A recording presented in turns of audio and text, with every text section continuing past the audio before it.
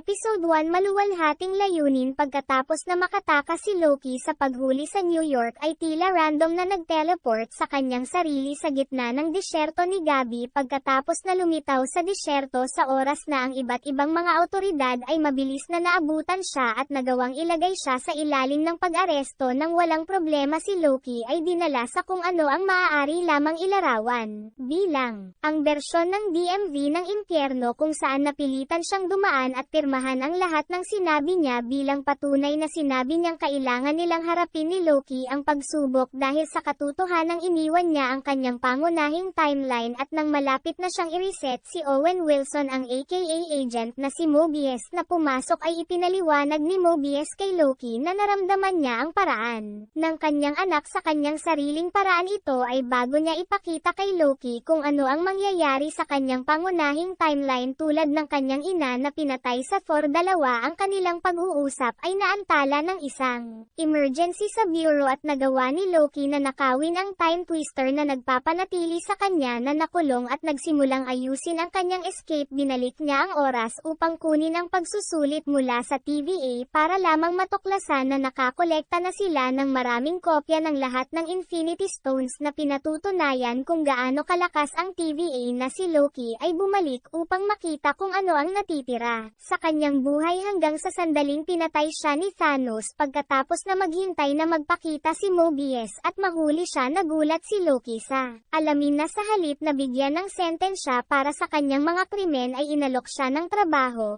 Siya at si Mobius ay dapat subaybayan ang isang bagong takas mula sa isang variant timeline na pumapatay sa mga unit ng TVA sa buong kasaysayan upang gawing mas matindi ang mga bagay. Kahit na nalaman ni Loki na ang variant na nagdudulot ng kalituhan ay talagang isa pang bersyon ng manloloko mismo. Episode 2 Ang variant na binuksan ng variant sa isang eksena noong 1985 kung saan ang isang unit ng Minutemen ay na-deploy upang ihinto ang kahaliling bersyon ng Loki na naroon ito. Kahit na nakita namin itong nakahod bersyon of the god and his wicked power to take over another person's mind. After a quick battle among the Minutemen, Hunter C-20 was taken by Loki and dragged through a temporal doorway before it closed back at the TVA headquarters. Nalaman ni Loki ang tungkol sa isang grupo ng iba pang variant ng kanyang sarili na talagang nahuli dahil sa panggugulo sa timeline, ngunit wala sa kanila ang nagdulot ng mas malaking pinsala gaya ng nakahod na para sa aming bersyon ng Loki. Mobius ay kailangan pa rin siyang patunayan para sa kanyang boss dahil matatag siyang naniniwala na siya ay isang pag-aaksaya ng samantala. Sinusubukan ni Loki na patunayan na maaari siyang maging mahalaga sa TVA sa pag-asang magkaroon ng pagpupulong sa mga timekeeper para maayos ang kanyang buong sitwasyon sa paggawa nito. May hood na variant ng kanyang sarili na nilikha habang sinusubukang gawin ang kanyang makakaya upang matuklasan ang lahat ng bagay tungkol sa TVA sa gilid. At habang binabasa niya muli ang tungkol sa kanyang mga pagsasamantala at ang pagkawasak ng Asgard, Loki ay napagtanto ng isang bagay kung ano ang mas mahusay na lugar upang itago pagkatapos sa isang lugar kung saan kaalam ay mawawasak. Binibigyan niya si Mobius ng ideya na ang kanyang variant ay maaaring nagtatago sa mga lugar na alam niyang makakaranas ng apocalyptic o cataclysmic na mga kaganapan. Dahil walang maghahanap sa kanya doon, kalaunan ay napunta si Loki sa variant sa pamamagitan ng kanyang isip na kumokontrol sa powers. Kinuha ng variant si Hunter B-15 para makipag-usap nang wala si Loki na nagpapaliwanag sa kanya na hindi talaga siya sumali sa TVA. Sinubukan ni Loki na ipaliwanag sa variant na sinusubukan lang niyang mapalapit para may bagsak niya ang bureau. Pagkatapos isang maikli ngunit epic na labanan sa pagitan ni Loki at ng isa sa mga puppet ng variant, ang variant na Loki sa wakas ay inihayag ang kanyang sarili. Ipinaliwanag niya ang kanyang plano na ilabas ang mga singil sa pag-reset ng TVA sa buong core timeline upang maging sanhi ng bureau na pumunta sa emergency response mode.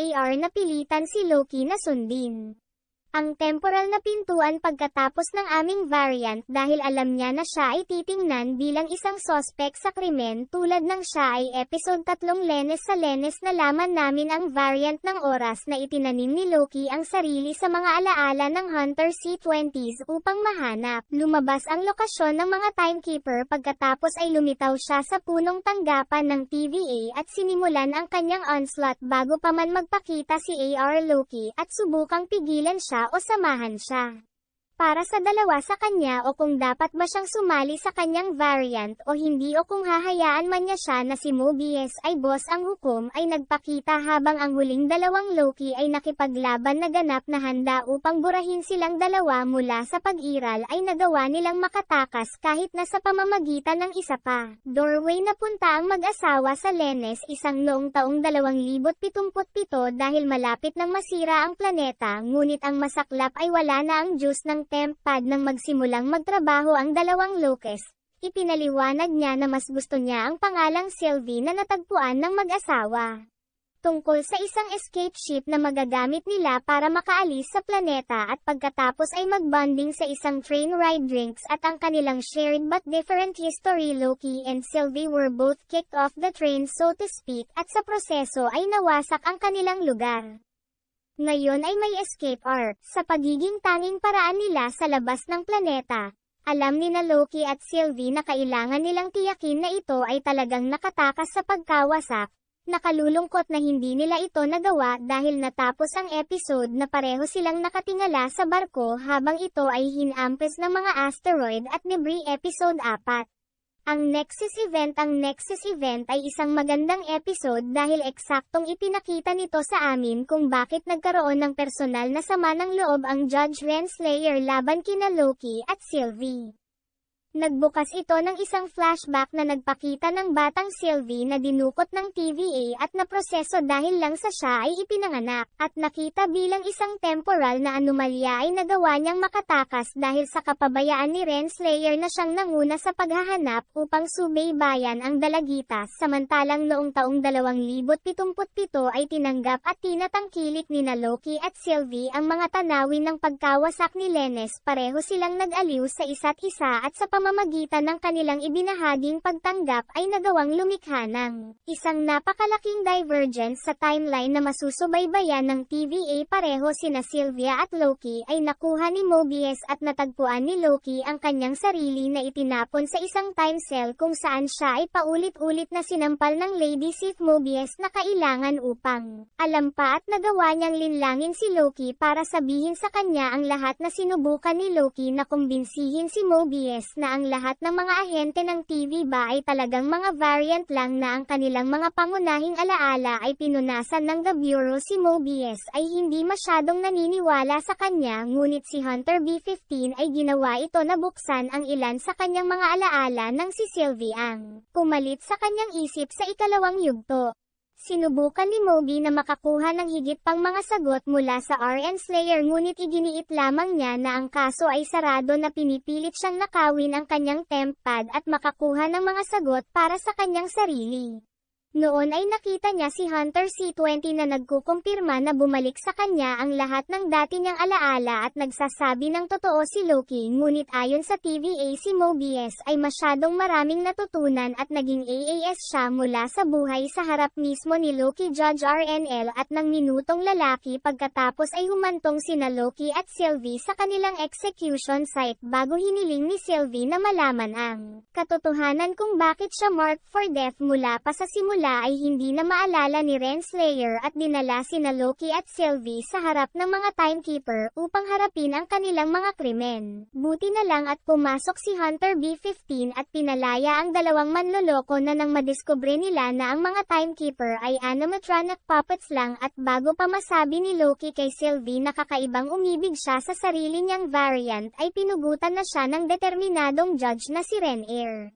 Natapos ang episode na nagising si Loki para lang mapalibutan ng higit pang mga variant ng kanyang sarili. Episode 5 na paglalakbay sa misteryo. Sa episode 5 nalaman ni Loki na kapag ang isang variant ay pinutol, Sila ay talagang hindi nabubura ngunit sa halip ay ipinadala sa dulong bahagi ng timeline kung saan hindi nila maabala ang temporal na daloy. Ang junkyard na mundong ito ay hindi darating ng walang panganib kahit na ang Aleph ay ang temporal na nilalang na kumonsumo at sumisira sa anumang bagay na nararanasan nito. Ngunit sa paano man ang lahat ng mga Loki na variant ay nakatakas samantala sila ay nalaman ni Sylvie ang lahat tungkol sa junkyard world mula kay Renslayer noong siya ay nagpapanggap na pala kaibigan sa kanya. Ngunit bago dumating ang Minutemen upang i-back up ang Renslayer, SYV kinuha ang kapalaran sa kanyang sariling mga kamay ay pinugutan niya ang kanyang sarili sa pag-asang maging nakipagkitang muli kay Loki at nakakuha ng ilang karapat-dapat na mga sagot pabalik sa junkyard na planeta. Nalaman namin ang kapalaran ng lahat ng Loki kabilang ang pinakabatang si Loki na kinuha ng TVA matapos patayin si Thor. Walang katumbas sa apdo ni Presidente Loki kahit na ang sarili ipinahayag na hari ng junkyard ang isang malaking labanan ng Loki na sumiklab na nagbigay kay AR Loki at ilang iba pang mga variant ng pagkakataong makatakas. Sa puntong ito ipinakita nila si Sylvia na lumilitaw sa junkyard upang mailigtas mula kay alo ni Mobius mismo na karaniwang nagmamaneho ng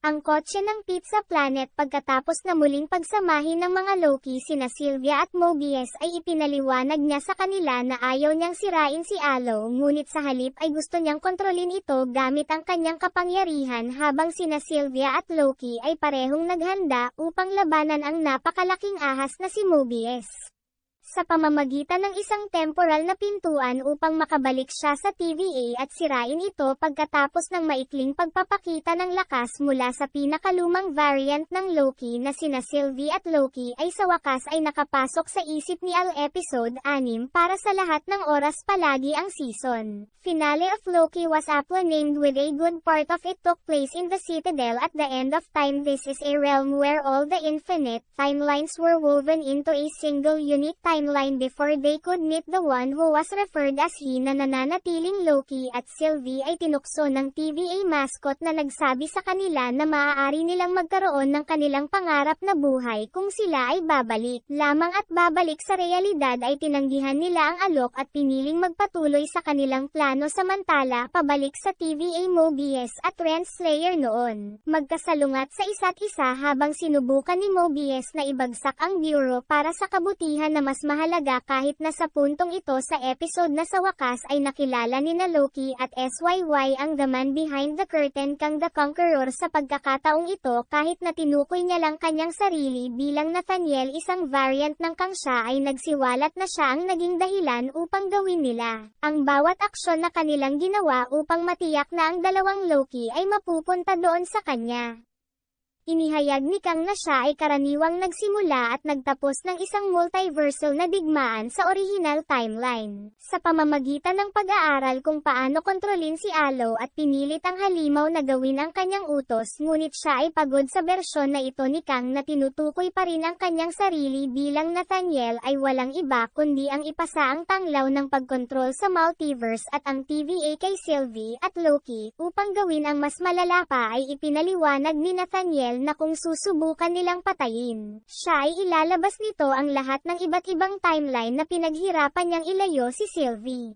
Si Nathaniel ay nagsasabi ng totoo. Pagkatapos ng isang maikling labanan na sinundan ng isang halik-sili ay pinilit si Loki na bumalik sa karaniwang timeline at nanatili kasama si Nathaniel na ang kanyang puso ay nakatuon sa revenge laban sa mismong nilalang na nagtangkang kunin ang kanyang buhay mula sa kanya. Bilang isang bata, bilang Sylvie pinatay si Nathaniel, tiniyak niya sa kanya na makikita niya siya sa lalong madaling panahon at ang lahat ng temporal na enerhiya sa kanilang paligid ay nagsimulang maghiwa-hiwalay at sa gayon ang multiverse ay nilikha na nagbabago sa kurso ng MCU at itinulak ang mga karakter sa Phase 4 at upang gumawa ng mga bagay na higit pa kagiliw-giliw na walang sino man sa TVA ang makakaalala kung sino si Loki. Kaya naaalala mo ngayon ang isang toneladang nangyari sa Season 1 at may mas kamanghamanghang darating sa Season 2. Maraming salamat po sa panonood.